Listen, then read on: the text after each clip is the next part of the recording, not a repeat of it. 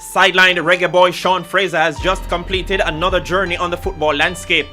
The Harbour View native ended his time in El Salvador to experience life in the Vietnamese V-League. I left El Salvador because they weren't paying. I was just playing, and every month I have to be fighting for my money, and they weren't paying. So, I had a clause in my contract that I can leave if another opportunity comes, whether it's a trial or a contract. And when I went there now, before I left, the agent told me that, oh, SHB Da Nang wants to sign you. But when I went there, they already had 2 players under contract, which only 2 foreigners can play on each team. Another 4 was on trial, and me make 5. So, when I went there, I tell myself I ain't going back to Jamaica because I already tell everybody that I'm going to play in Vietnam. So, there ain't no way I was going back. So I did what I had to do on the field. I asked the coach before I trained, I asked the coach what are you looking for? What is he looking for? And he told me just score goals and score goals and run a lot. That's all. And I did all he asked. When I went, I thought it was a contract, but it was really a trial. I think the agent gambled with my career, but eventually, God has taken me through, and I signed the contract, and it was a good experience. Scoring 8 goals in 13 games in a half a season, for me, it was really good. I was one person who was against the Vietnam thing. When I heard about Vietnam, I only thought about the war. And when I went there, I see that they are very talented, but they are very small. So we as Jamaicans who are a little bit bigger, and who runs more, those type of players can really make it in Vietnam, because Vietnam look for mobility on the field. They don't like players that who stand up and just head the ball and walk around. They want players that can dribble the ball and can shoot from distance, can make something happen. His journey to Vietnam now means that he has played on every continent with the exception of Africa and Europe. A journeyman if you like, but he doesn't mind the tag. I think staying in one place and playing your entire life, especially when it's not financially, it's not really great for you. You have to keep looking for it, because we come from a poor background. My family didn't really have it when I was younger, so I had that thing inside of me to keep driving me to want to go and make it so I can support my family. Especially when knowing that I'm going to get married soon, and I have, when you get married, you have to take care of your wife. So all these things keep pushing me to want to get to another level. You understand? And I like playing in different continents. It's new experience. I played in El Salvador. I've learned Spanish. I've played in Vietnam. I learned a little Vietnamese. It's much difficult to speak, but the experience is great. And if the opportunity comes tomorrow for me to go to Africa and play, I will go and play also. It will make me the only Jamaican to play in every continent, and that would be great for me. Just like in El Salvador, I'm the first Jamaican-born and Caribbean player to win a Golden Boot award in Central America. So I have that thing. When I finish playing football, I can always look down and say, well, I've achieved this and I've done that. The opportunity also came years ago for Europe, but he couldn't take up an offer with Coventry due to lack of national caps. The late Bobby Robson also showed an interest in him. When me, Keith Kelly, Ishaya Bryan, we just finished playing Under-17 World Cup in New Zealand, and they got an approach from Bobby Robson before he died that he wanted to bring us to the academy. I told everybody about it. I don't know what had happened with JFF or with Harbour View. I don't know what happened. I heard rumors, but I don't even want to get into it. But that was the closest I come. And with Coventry City a couple of years ago, about 2009 or something like that. But I didn't have enough caps, so these opportunities, when I sit and think about them, they hurt my head. So sometimes I just forget about everything and just concentrate and be grateful for what I have at this moment. And of course, he does miss playing in the local league.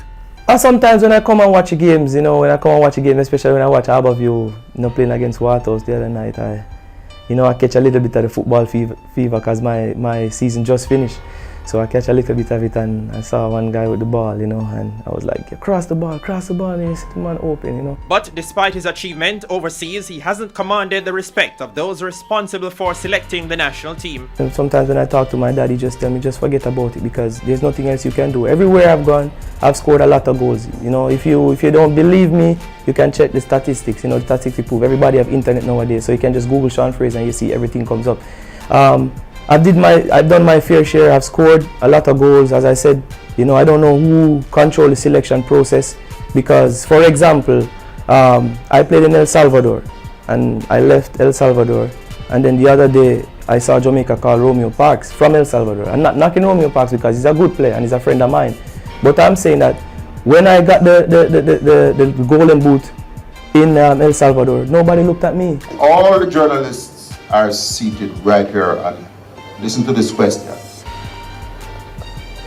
What division is Sean Fraser playing in Mexico? What division? I got a contract for Pumas Morelia in Premier A in Mexico, and I heard some comments made by the president, Mr. Captain Borrell, that oh, he's not going to come and call anybody from second division in Mexico, which is Premier A, because you have Premier Division in Mexico, Premier A, Division 1, Division 2. How do you think the Mexican public would see Jamaica? And just reason with me now.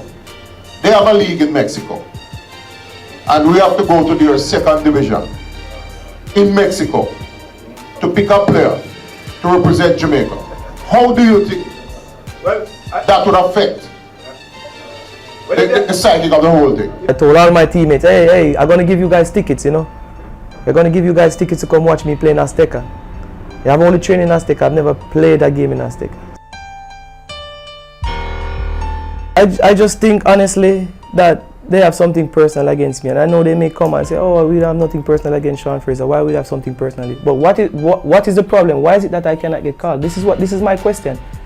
I just need some clarification. What have I done wrong? Because every time they call me for the country, they either play me 10 minutes or 15 minutes. What can I show in 10 or 15 minutes to convince the coach to call me again?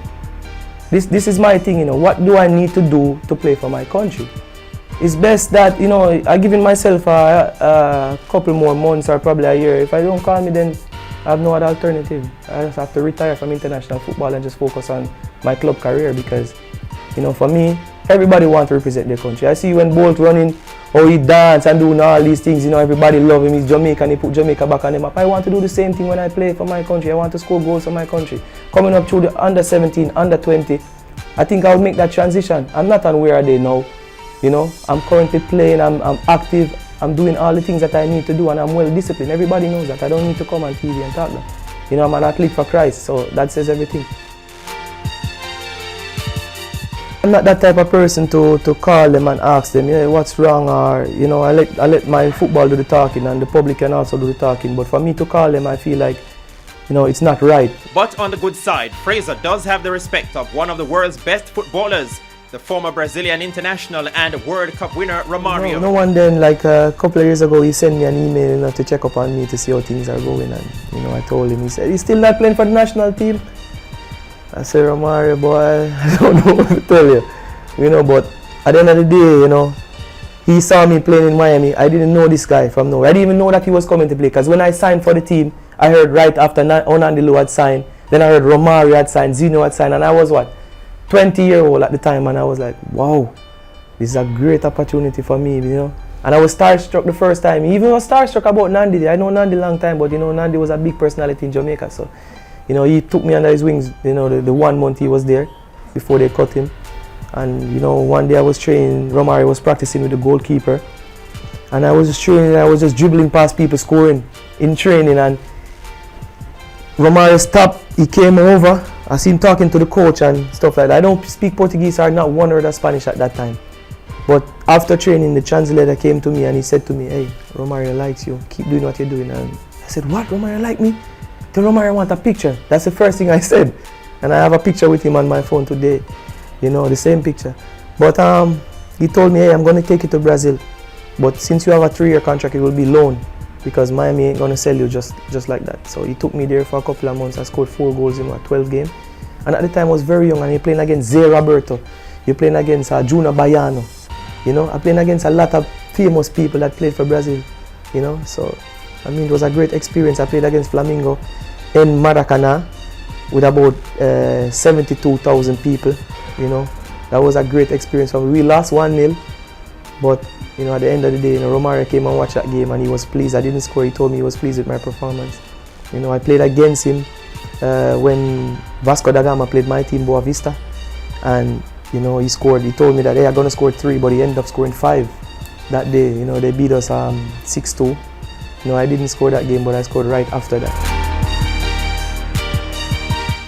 I even remember one time I was in Miami playing, and It was my first season. I beat the goalkeeper. I was about to touch the ball and I hear Romario screaming for the ball. And I'm telling you, if it was someone else, I'd never pass that ball. But because he told me that he wanted to reach 1,000 goals when I was in Miami, I passed the ball across the goal. I make sure that I was in front so he's not offside, and I played back the ball and he tapped it in. You know, right after the game, he took me to his car and he gave me an incentive. You know what I mean? I didn't even want to talk on TV, but he gave me an incentive. And see, after that, everybody, when I tell them, everybody wanted to pass the ball to Romario.